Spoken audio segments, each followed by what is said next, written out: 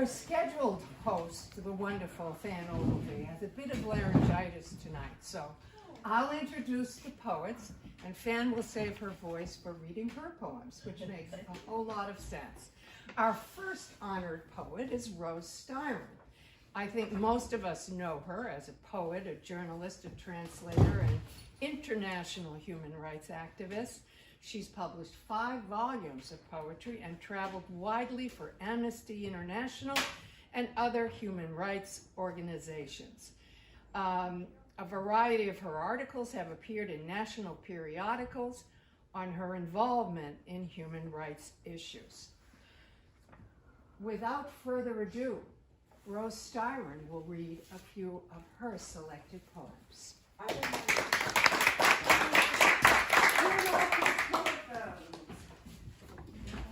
Oh, here's my telephone if somebody wants to turn it off. Thank you.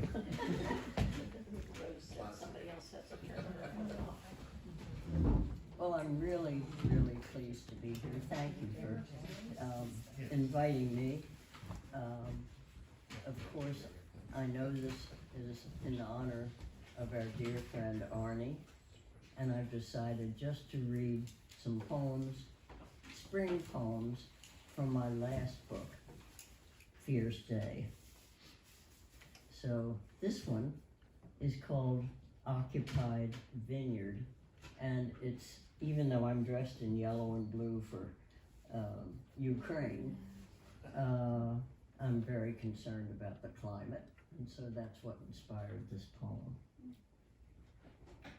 April woke our island, white pear trees bloom and gloom along Clough Lane through Sunday rain. Does God hear church bells chime? Is he asleep as we have been?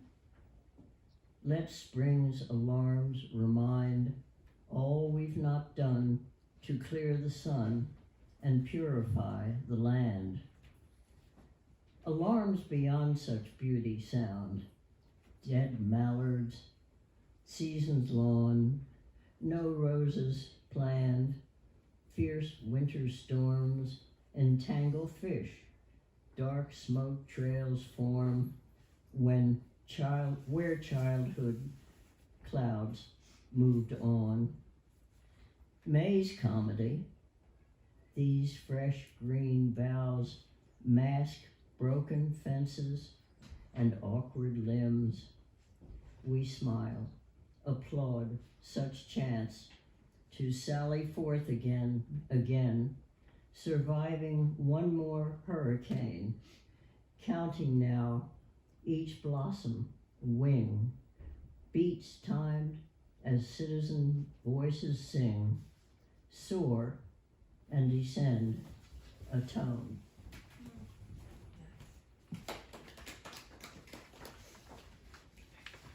Hang on.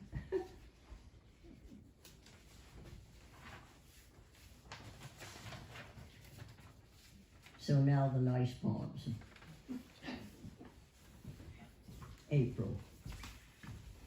By Anne's spring pond, when I awake, tall water iris lean, lavender secret, yellow hearts opening unseen, till bumblebee and butterfly, black, yellow, sun parts shining, startle our perch, alight each bloom, all fear undermining.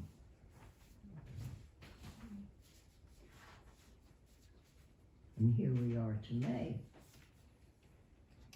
There is a moment in May when quince and jonquil turn into a color mart, attractions for each age, a stand for old desires. Andromeda poses by the yew, the fortune of Forsythia hovers, where tulip darts their target missed, stick in the ground, and early apple blossoms beckon precarious as the stone-piled wall. bound by stillness, by wall and white cottage, and the incredible tall kutsura tree we planted together when this patch of lawn was every season and the only world, our eyes measuring the peak, the height of a sudden sparrow. We recall it is a moment petaled, lighting as we light from the past to bless us dark and far on our many winds way.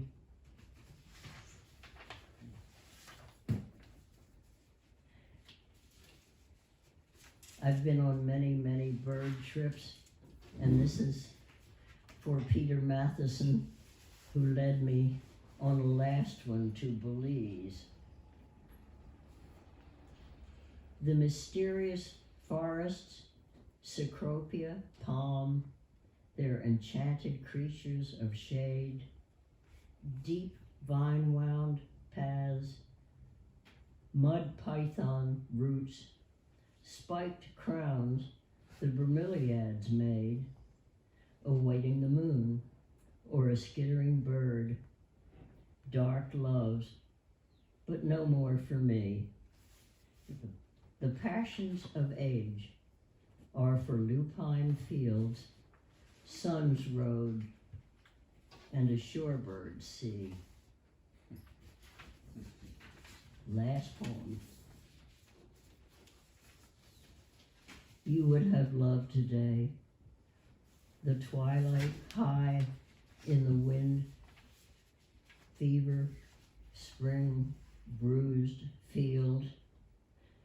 Straight young lilacs stand at the edge, and hidden sentries in the cattails stalk, and buttercups, daisy, Queen Anne's lace in the stray tree nodding. Rim of the heart, first red wing blackbird calls in the tall sycamore. A pair of bluebirds swings in the wind, elm. Polly is dancing, arms high, head back, as the hawk she has deemed her father glides and bows, mirroring from his sky-blown sky. The bird of twilight sings your song. Wait in your silver cloud map for my knowing.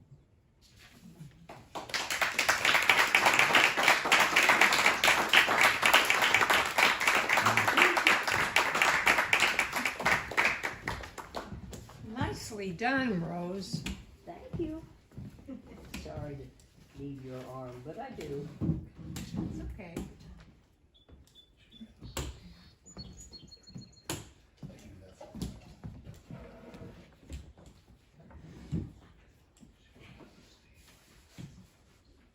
And our next poet is the indomitable Fan Ogilvy. I think, for those of you who don't know, I'm Paula Lyons. I should have said that at the very beginning, but I'm Arnie Reisman's widow. Anyway, Fan has, in 2008, published You, Selected Poems, and Not, K-N-O-T, A Life, a memoir.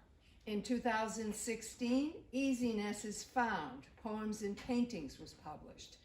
It received special recognition from the Washington Independent Review of Poetry and Grace Cavalieri, creator of The Poet and the Poem series. In 2020, The Birth was published. Fan taught English and poetry in Washington, D.C., New Haven, Connecticut, New York City, and Martha's Vineyard. She is a member in excellent standing of the Cleveland House Poets. Fan Ogilvy.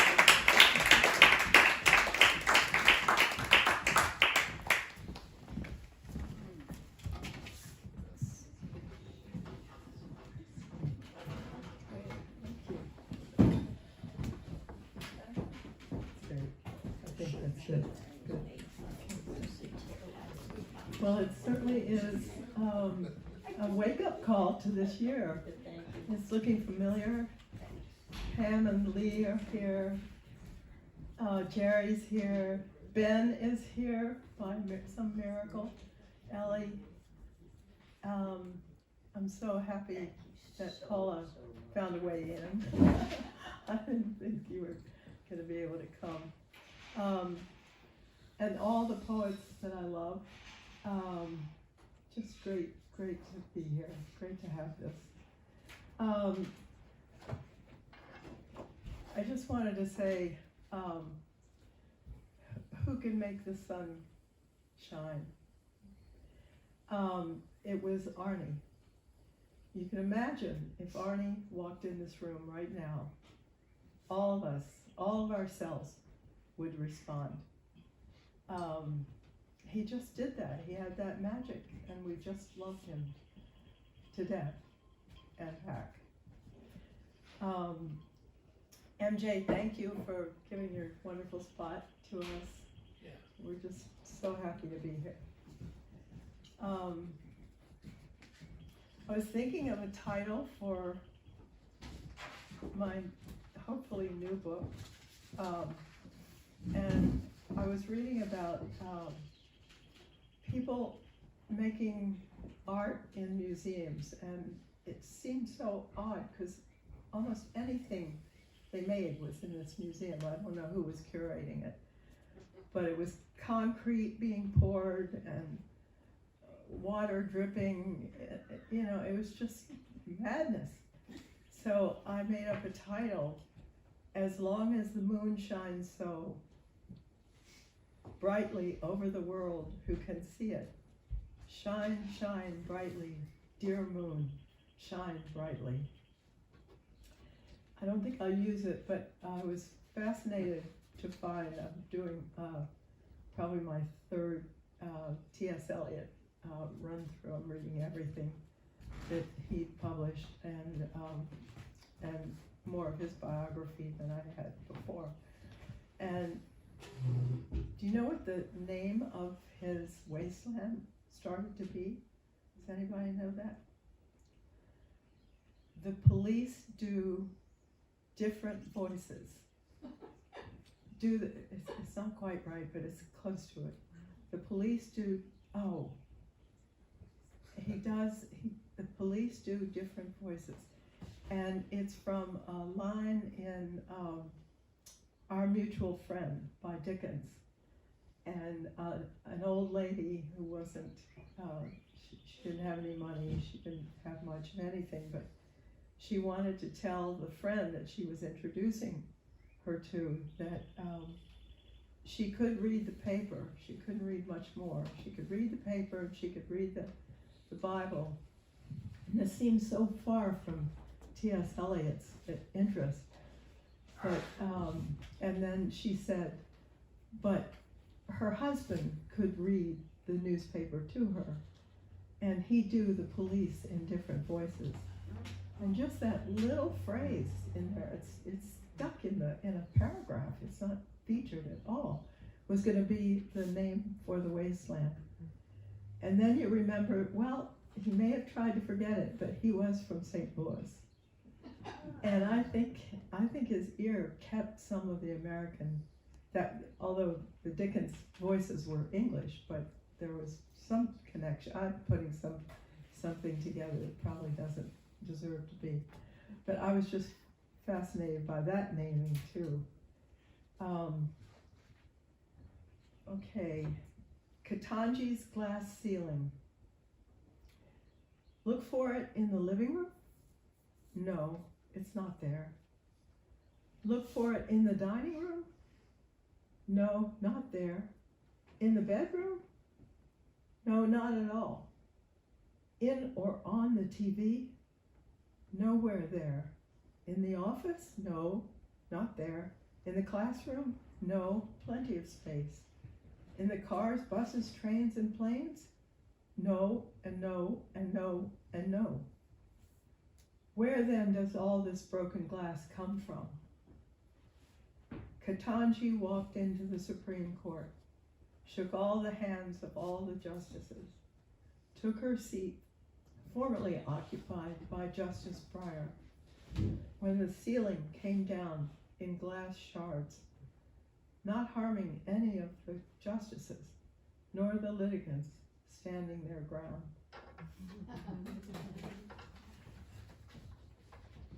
Softly, softly. And this is something that was literally said. And when we come, we won't come softly. That's a warning from the Russian military. That's a warning from anyone strong enough to offer a bright orange carrot and drive a big fucking tank with a cannon on its nose aimed at all the lonely Ukrainian people. The machine gun calls the weak from the dead. It's war, Natch. The players have been given their roles. The nasty, feral-eyed, evil-spouting Putin to play the nasty, feral, evil-eyed, evil-spouting Putin. The panda bear-like, doe-eyed Zelensky to play himself everywhere. The long line of refugees heading to Poland. The newly subscripted fighters for Ukraine with guns and Molotov cocktails. Babies, young children play turtles in the shelters. All play themselves to a T. There's nothing like a war to make us wary, warlike, and worried. And the mole rat who has spent the last 50 years hatching his desperate scheme of empire warns of nuclear bombs to make the world reset their antennae. We are watching a madman who doesn't give a fig or leaf for anyone other than himself. A madman. Just when we thought we were rid of them, another emerges from the deep, dark hole. Not so softly, not so softly. Tanks rumble into Kiev by the hundreds. Kill 10 people here, 10 people there.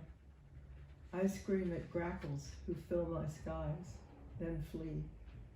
Pay no attention to the little birds who scatter. But just for a short while, I put seed out for them. They will return, softly.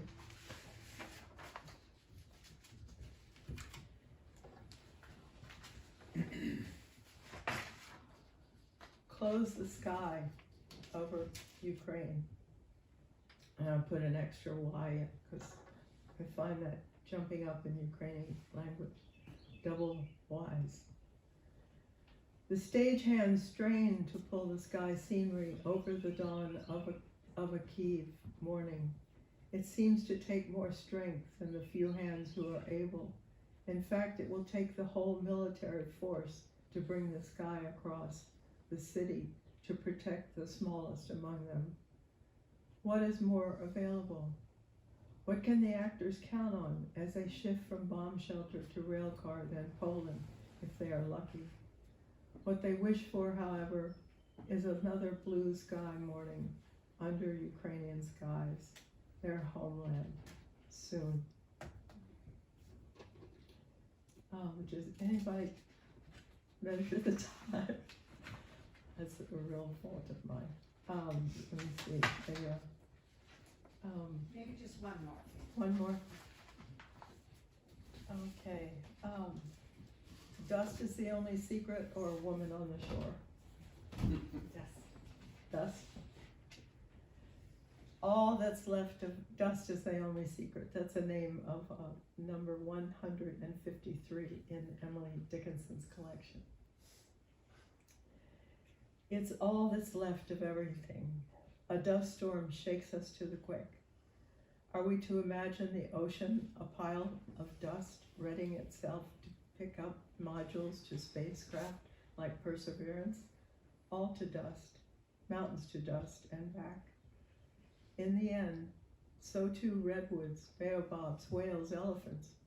What future for skyscrapers, the mighty bridges, highways, museums, factories, trucks, cars, cruise ships, destroyers, aircraft carriers, all to dust, all like Mars. Emily thought about That's Emily Dickinson.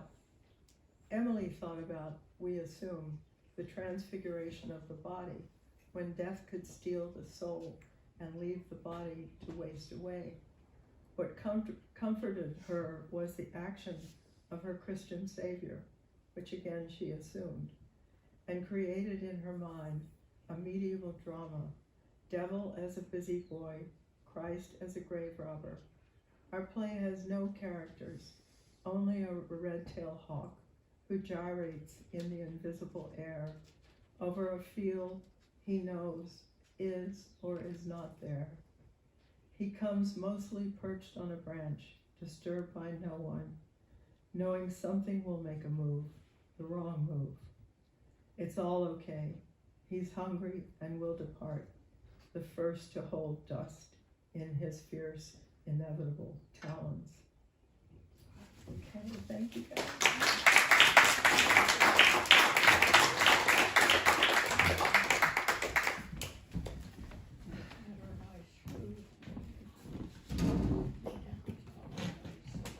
Yeah, Ukraine has us all at Twitter, doesn't it? Our next poet is Chris Leigh. Oh my goodness. Yes, you're going to have to get yourself together. A grateful member, he calls himself, of the Cleveland House Poets, Chris has been quietly perfecting his unique form of story poetry on the island he loves.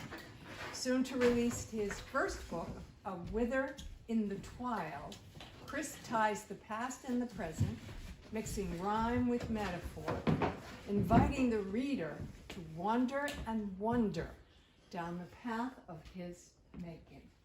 I give you Chris. Thank you. I have to say a few words about Arnie.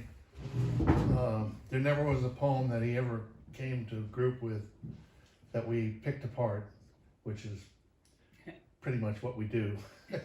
But it was always amazing that nothing that he brought we ever could do anything with. It was just perfect. And most of all, I remember his laugh. It's still here with us. I still feel it. Anyway, thank you.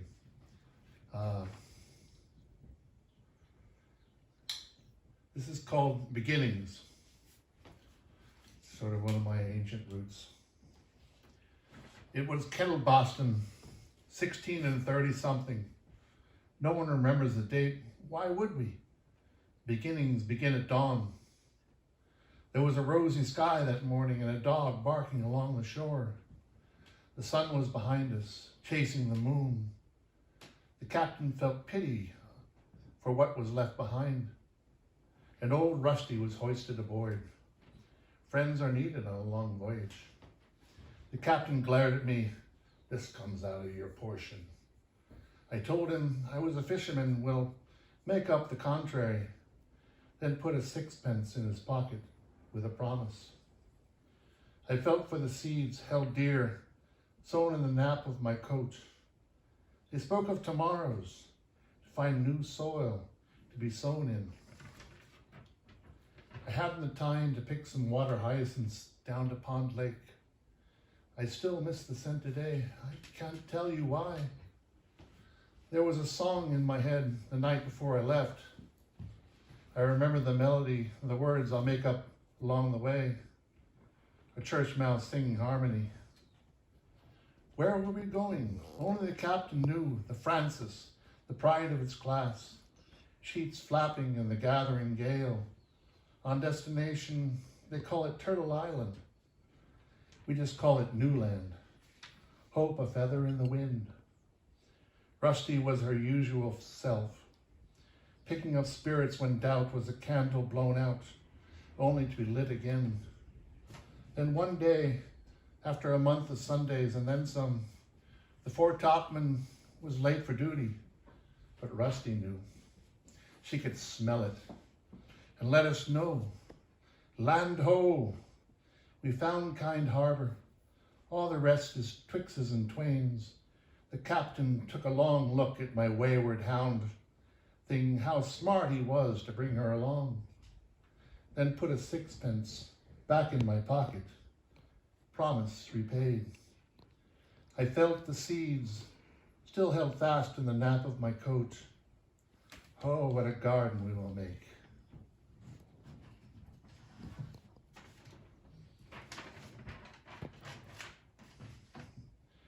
This is an imagining of a conversation I might have had with a fern.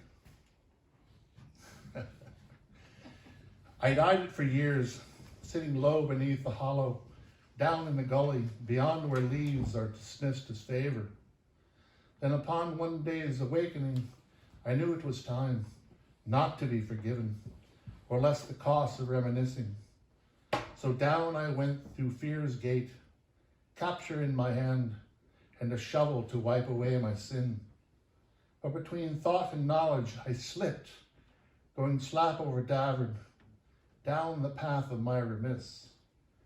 When focus came to my eyes, I fell face to face with my art. The fern whispered, "Welcome to my home. I am Asmodeus giganteum. What brings your carriage to my lowly spot? Speak or hold your tongue, or like your knees is it mired in mud? What slips your folly to find me? What is your name, pray?" My name is Christo. I came to transform a plot for the beauty of art, where you will define my talent, held with honor for all to see, underneath the shade of a Kusa dogwood tree.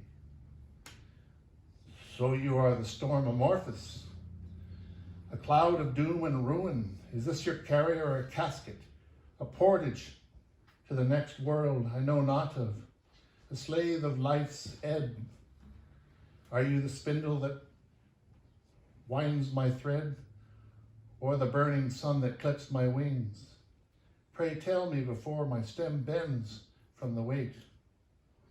And what of my family? Will the wind teach the young ones to spread their poisonous tips to keep the bittersweet at bay? Then have you found me that never before did I see? Standing atop my knowing hill, a rivulet of ferns, a flowing stream of what should be. Yes, good my conscience, yes, great King, all things in their place. So I climbed back up the hill with my empty carry and a shovel with no sin.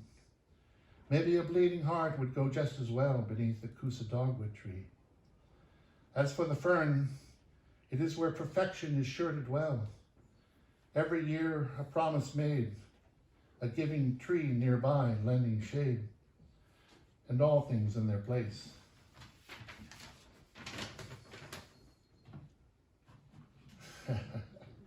This is a late one to find my way. It just said, you got to read this one. Said the crow to the gull, "What do you know of poetry? Read the greats, study Wordsworth and Yeats, maybe a bit of Donne," said crow.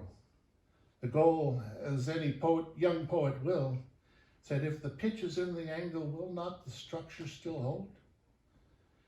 The crow caws, an uneasy call, reserved for things not. She remembers when the pitch was in her yawing, and she grabbed at it so. The gull saw his chance to query the learned. "If I beg, and I may, are not Yeats and Donne my left hand when I take pen to paper to write with my right?" The crow indignant, as if she smelled something indifferent in the air. "How can you? You have no hands, fool." The gull calmly picks up a stone and places it perfectly among the others. Then a jingle shell set so. "I'm speaking metaphorically, of course," said gull. The crow, with her jaunty look, pecks at the stump she stood upon. "Gull, I like your poetry. I love the way it twists and turns, pitches and yaws, and before you know it, morsel finds home," said gull to crow. I love how all your stones are placed so precisely, as if each has a name that greets me at the door. So crow and gull each found their place in the sand, one not like the other, but each laying stones and shells for a wayfaring lad to find. A poet he calls himself. Hopeful they are that he marvels how their shells rhyme with the stones.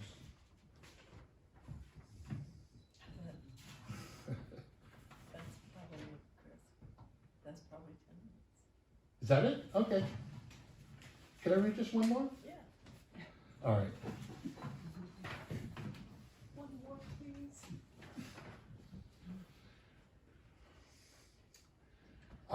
Good friend gave me the first part of this, and then I took the dog for a walk and finished it up. Promise me. Promise me, she said.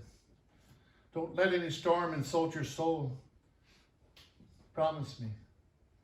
Oh, bear witness my wicked web. Throw ashes before my death and bleed tulips to awaken heart's ease. She asks much, but I am eager to please.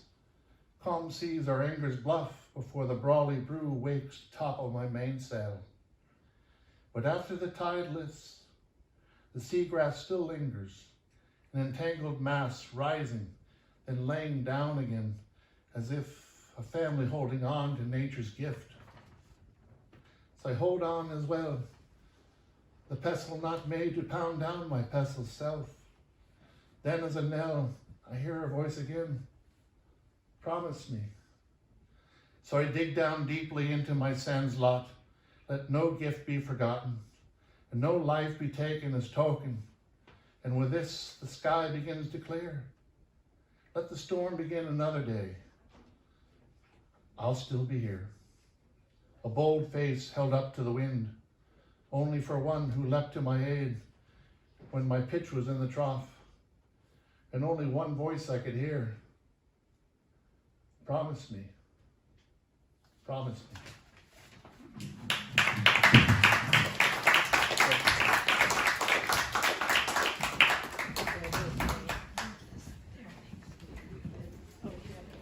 Thank you, Chris.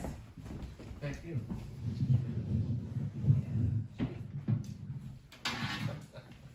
So our next poet is Holly St. John Burgon. She has published poems in the Sewanee Review, Cutthroat, A Journal of the Arts, Plowshares, Terra Nova, College English. With her husband, Frank Burgon, she has published translations of the Spanish poets Antonio Jamaneda, José Ovejero, Javier Cuerpo, y Violeta Rangel, and new European poets. She lives in Oak Bluffs, and we welcome her now. Thank you, Paula, with that beautiful Spanish accent. Okay, I'm gonna really try to, I think that was mic'd, right? So I'm gonna read mostly spring poems this evening and all vineyard poems.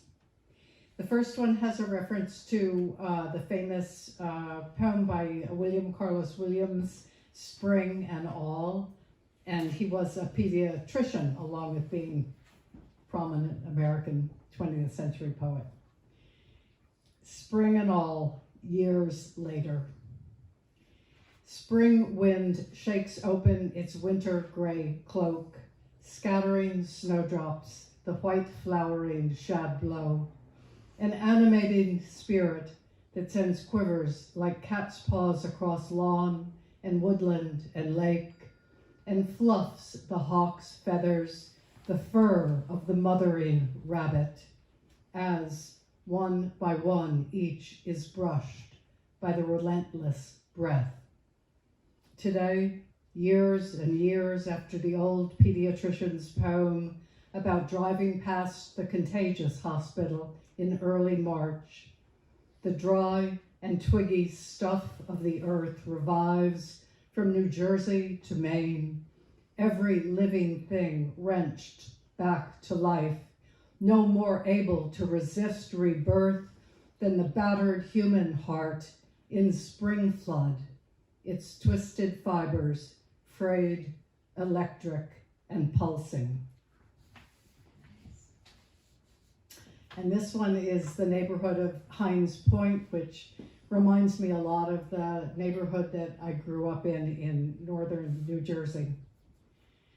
Hines Point, the silhouette of a rabbit on a lawn, long ears erect, conjured out of heat waves on a sultry Saturday afternoon. In the globe of its gaze extend the wooded, hilly neighborhood of Hines Point and the waters of the lagoon. Out for a desultory bike ride, I brake to a stop. Why the tug on my heart? Why the yearning out of nowhere? And for what? From the rabbit's eyes, I look beyond this water, this sky, catapulted back through the years to the enduring premise of childhood. Days and days of winding roads, a girl on a bike, open, permeable, at one with plant and animal, earth and sky. The lost world reappears as if to say, I've been here all along, where have you been? Cast out and living in fractured time, I can't say. And the rabbit, ancient and serene, is silent, promising in its Delphic stance everything and nothing.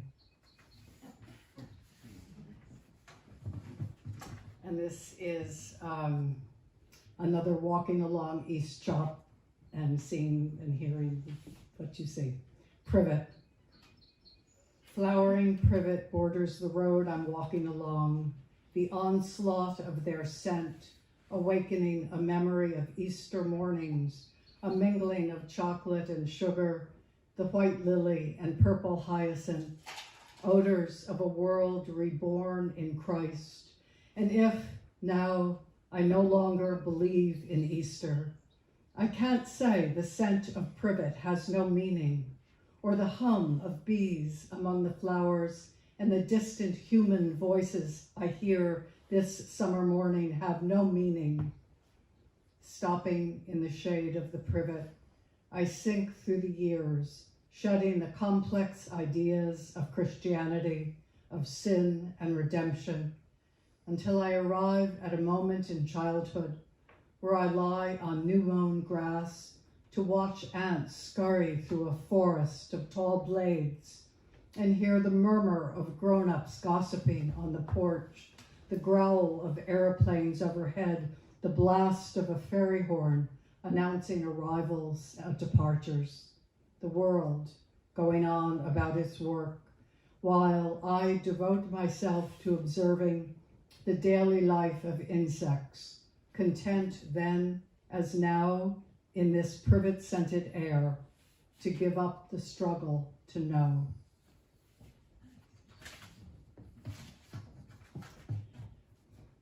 At work, East Chop Tennis Club.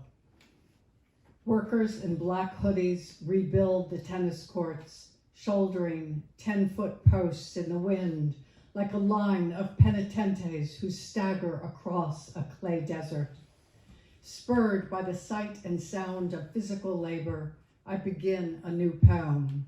How many metaphors can be created in the time it takes to dig one post hole? Will I find the right rhythm before a worker nails down the last piece of tape? Their job consists of measuring and figuring and a willingness to heft and pound the physical stuff of the world. When I'm stuck on a line or a word, when I've lost my path through a poem, I want to bolt from my desk and join the workers outdoors, a penitente in search of salvation, or at least the right phrase, a better idea. Instead, I simply follow Mrs. Dickinson's advice when skeptical Emily was feeling low. Sweep the floors. The courts rebuilt, the workers gone. I put away the broom and wander back to work, ready to move my cursor in time to the thwack of tennis balls as play resumes. And this last one is has an epigraph from the president of China. A vineyard perspective. The Ukraine crisis is something we don't want to see. Xi Jinping. A slant of light on a winter afternoon illumines a 2-foot pine sapling I forgot I planted at the lawn's edge. In my mind's eye, I accept the tree from someone's hands, roots swaddled in a plastic bag. I transport it from somewhere and plant it at home on the vineyard, heaping soil around the base, then forgetting about it until a ray of light points to a tree tall enough for me to see from the window of my study. How could I have forgotten its provenance, the who, the why, the where, how my heart goes out to a seedling growing untended in the dirt, and how precarious the angle of vision a trick of light restores, awakening memory. Right now, the pines in shadow, blended into the background, my heart jumps and I have to check from other windows to be sure I haven't lost the tree once again. Yet, how content I am in the coming and going of things that come and go. The red holly berries, the shadow of crow's wings across the lawn. How I can't quite give up the hopeless longing that what I own, an old chest, a silver teapot, will endure, and that I can discern in them the history of a past that is present to us. I'll wait for the light, the shift in perspective, the answer to the question, what are you not seeing when you are seeing what you see? Thank you.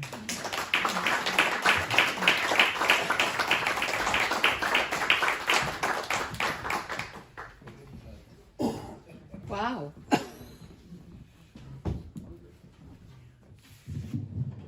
Our next poet is Georgia Morris. And Georgia is a writer of poems, plays, fiction, and documentary films. 30 years ago, she moved to the Vineyard as a partner in Galen Films with her husband, Len. And she has written plays and fiction, raised their 2 kids, Sam and Lily, co-founded the 4th grade theater project with MJ at the Playhouse, and has always kept her secret life of poetry brewing. Georgia Morris.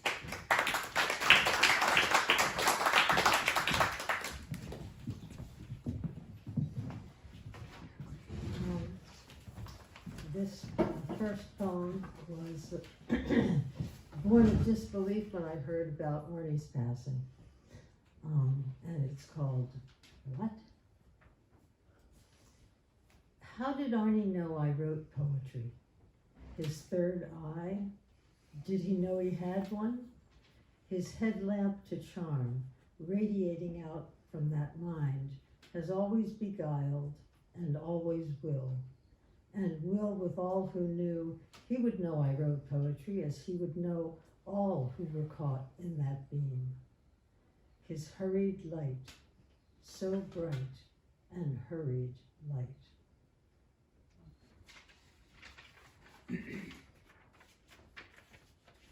This past fall, I spent 5 months living in the Hudson Valley, and these 3 poems are all of a piece from that experience. The first one's called Zev, who is a 1-year-old I know, and whose name means wolf. The crickets in the grass seemed to be screaming. It was September, maybe October, but still warm, and there was fear in the air while I carried the baby toward the lowering sun, he growing hardy in the glare. And the crickets, they must have been crickets, unseen at my feet, every footfall their danger. But they were hidden like threats, so loud Their violent violins made me doubt what's real, my notion of crickets. But now I don't doubt. In September, or was it October, I walked miles uphill in fields and woods to a pond and back, a pounding heart beating with those discordant strains unreal in the grass. But all the while, our saving grace slept and then woke in my very real arms.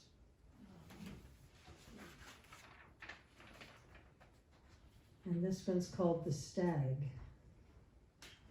When the Hudson Valley streaks a sunset, strata of persimmon between Madonna blue, and the bottom of billowing roof clouds shriek with melting gold in constant flux as the fire sinks tomorrow. I wonder how we will survive the beauty, the pain, the inconstant terrors of God's doing, of man's undoing, of cancers, cures, discordant heartstrings, and the delicacy of the legs of leaping deer racing to escape our scent. But then, once in a lifetime, their stag will find one of us sitting at midnight on the only rock, rocking, and he will step up and wait for us to return his gaze, long enough for us to rise, to stand.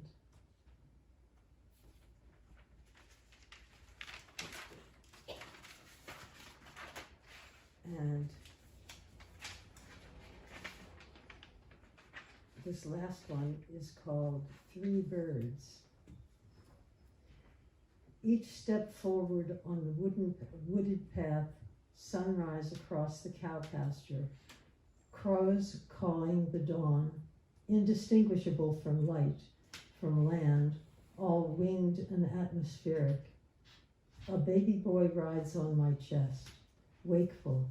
He watches in silence at the forest, already a lover of trees.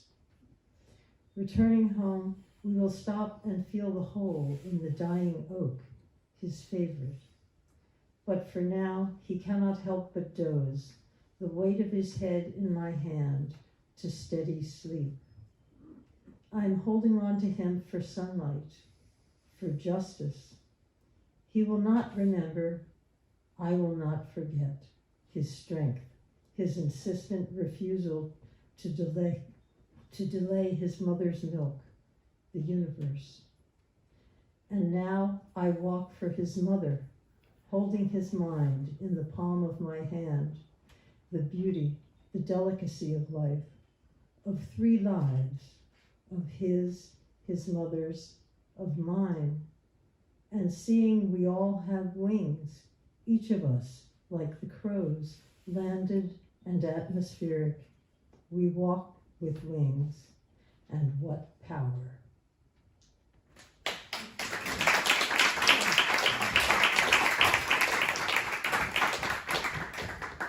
How did he know you were a poet, Georgia? How did he know it? I don't know. He called me and asked if I wanted to join this group. And I was surprised that he knew I wrote poetry. Did you tell on her, Len? I did not. Well, it was wonderful to hear. Thank you. Our final poet is Susan Puchel. And Susan's been a member of the Cleveland House Poets since 2009.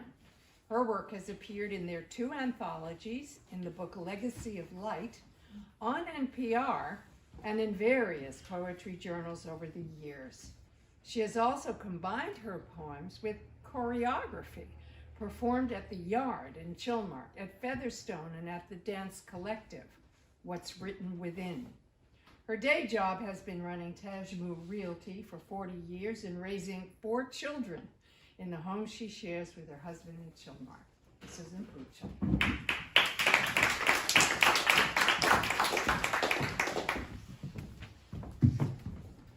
Thank you all for coming, and thank you, Paula and MJ, for carrying on this really wonderful tradition.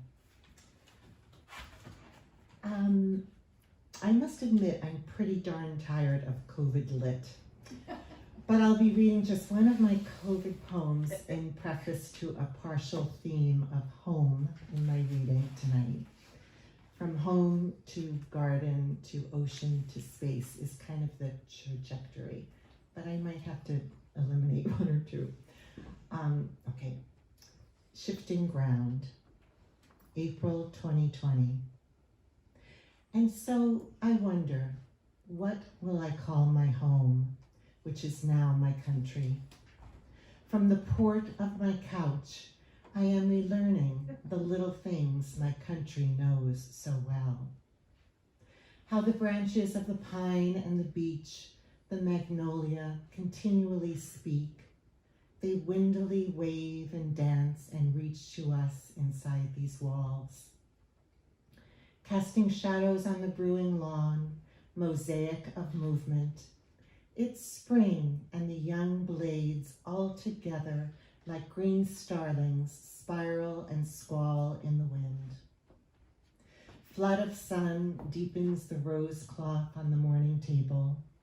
Slash of light revels in the mandala at the carpet's core. The walls, so proud, remain plumb and straight.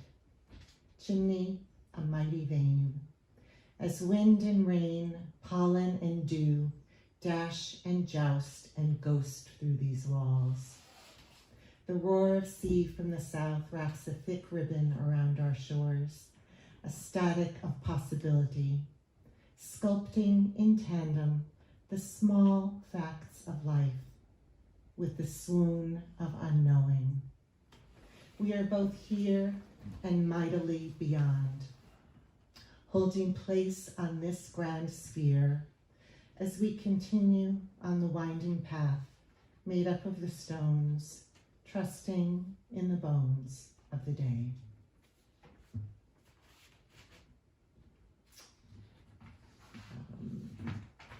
Objects in our house took on a life of their own during COVID. And this is an ekphrastic poem inspired by a work of art, if you can call it that. One that hangs in our home for now in our dining room. And I'll just hold it up a little bit. You can see. I guess that's enough. I'm just going to pass it around. Patriarch. I don't know much about this guy. Never did want him in my house. Overseeing the racket and reunions of the dinner table. Its roasted lambs, stuffed turkeys, Grandma Helen's pies. You're glaring at us. Those bedroom eyes don't fool me, except in their covert gaze at our women who come and go. Best place for them eternally at the stove. You like to set the rules, I can tell. Robed in rigid gray, streaking black and brown. Where are your beatitudes in this mudslide of stern regard? There are no shadows in Russian icons, as there is no night in heaven. But a ridge of shadow severs your body in warring halves, wrong and right, black and white, dualistic storm of just desserts. Despite your staff at the ready, you're paused in a curly-Q frame with a rosy miter, cheery sun, and innocently agreeable angel looking on. But they only see your back, a gone guy, eternally hopeful with their goodwill imaginings. What is that tablet in your hands? Early version of a Russian device? Maybe if you turn yourself off and on again, we can enjoy feasting in the presence of our enemy. As benevolence wins the default and we stream you into our merciful midst.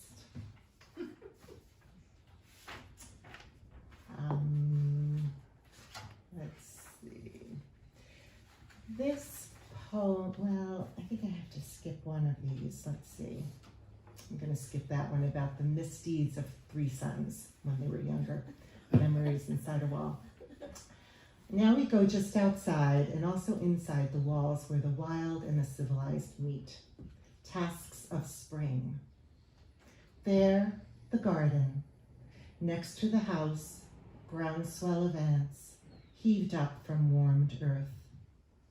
Last night, they were so busy, so happy inside.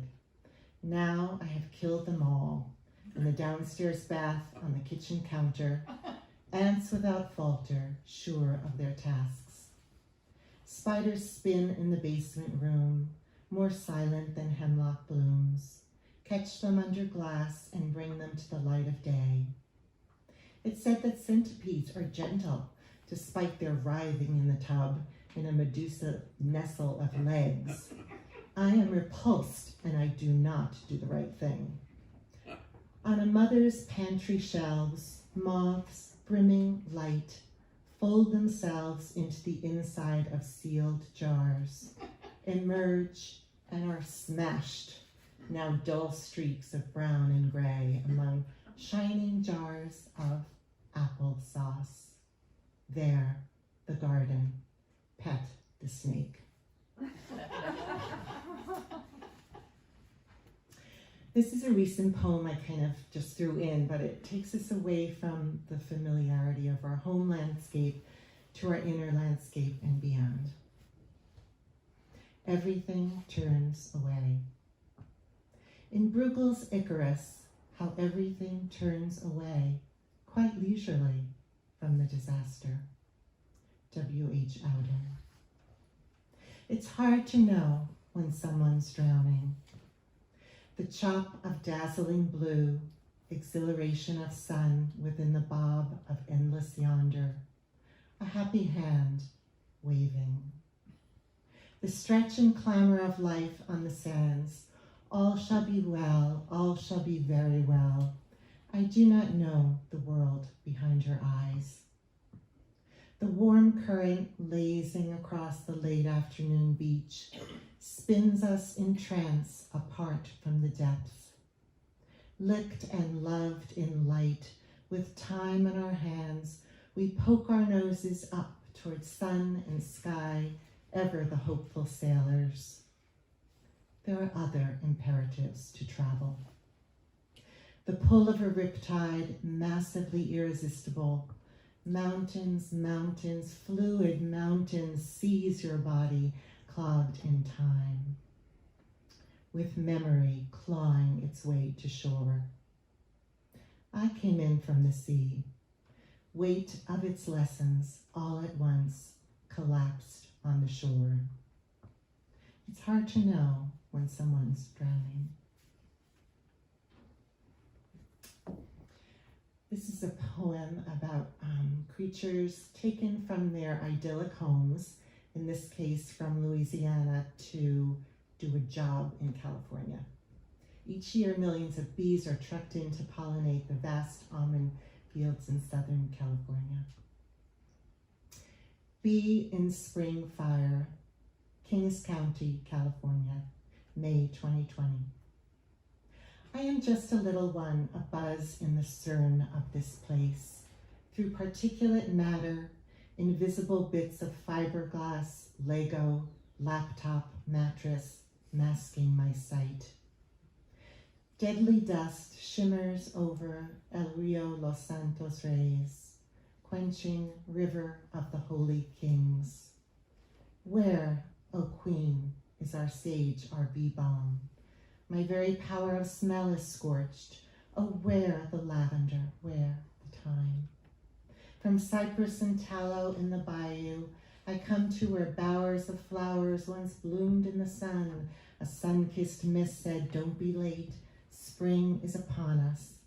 As the pummeling boulders of smoke build and rise,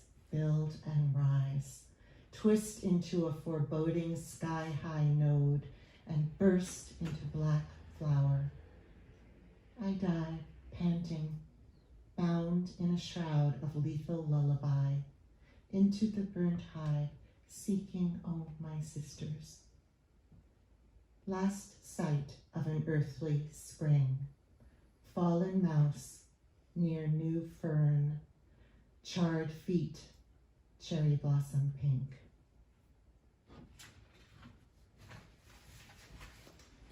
And lastly, a long, long way from home. transfigure. Tonight in these winds, the sky flies off in all directions, no longer the protective dome around the lady's head.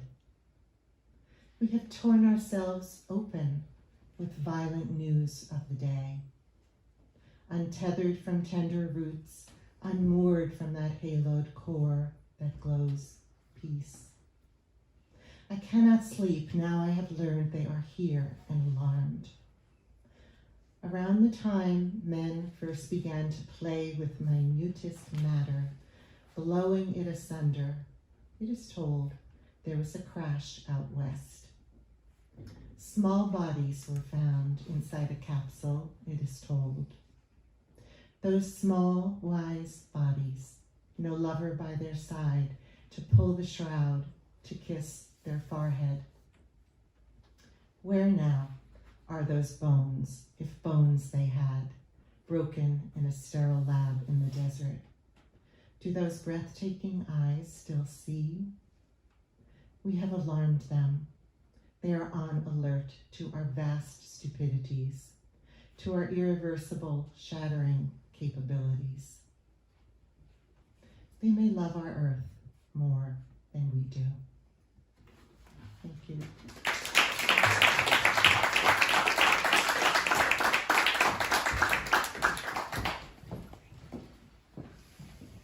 Well, thank you, everyone. Arnie would be pleased. It was a very lovely evening, and I hope you have a wonderful dinner to follow. We don't, but could you mention May 10th? Because I think we had May 10th. I don't know what May 10th is. Okay. May 10th for us is poetry reading here for the climate. It's Oh, May 10th, poetry reading here for the climate. And That's at the 6 week of o'clock. festivities regarding the climate, right? Yes, okay, great. Hopefully we'll see some of you, if not all of you.